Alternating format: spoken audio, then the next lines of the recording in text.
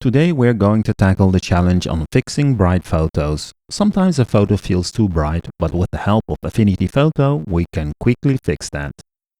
There are many ways to fix a bright photo, and let's quickly go through a couple of them. A quick fix could be to duplicate the layer with the photo by using Command or Ctrl J or with the context menu.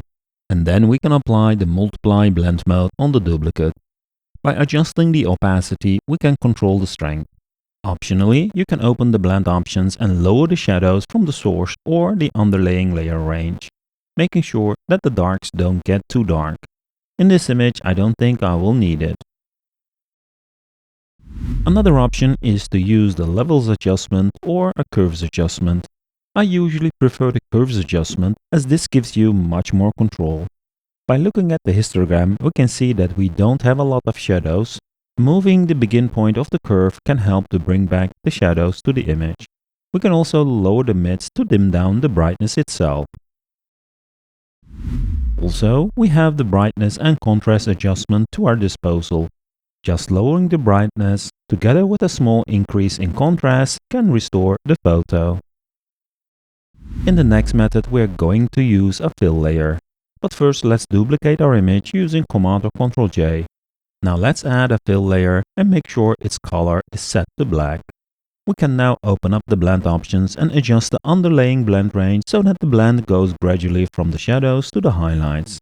This looks terrible, but we can now move this layer inside the duplicated image and then change the blend mode of the duplicated image layer to soft light.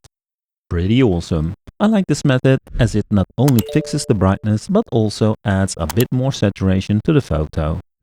Time for some tricky and unconventional methods. I'll duplicate the image 2 times using Command or Ctrl J and then select both of the duplicates and press Command or Ctrl G to group them. On the top duplicate, I'll start by adding an invert adjustment. Let's make sure it's a child of the duplicate by dragging and dropping it into the image layer. Now we're going to add a levels adjustment on top of the invert adjustment. In the levels adjustment, I'll increase the black level to around 25%.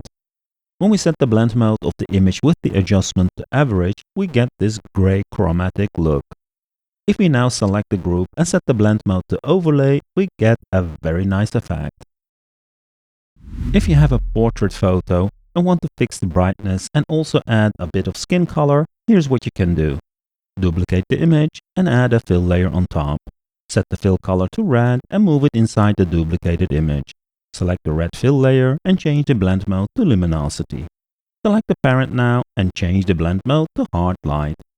The effect is going to be super strong, so let's change the fill opacity to 50% from the Quick Effects panel. As a final step, adjust the fill color to a more orange color to get the perfect result. Awesome! Here is the final method to fix brightness and add skin color. It can be a bit too harsh and depending on your image, it might not work. We just add a curves adjustment and then change the curve as shown. This will look horrible, but when we change the blend mode to soft light, look what happens. If the effect is still too strong, you can lower the opacity or adjust the blend range. All the methods I demonstrated are available in a free macro library. Make sure to check the description for the link. I hope you liked this video. If you did, don't forget to smash the like button, and if you're new to the channel, make sure to subscribe for more photo and video editing tutorials. See you in the next video.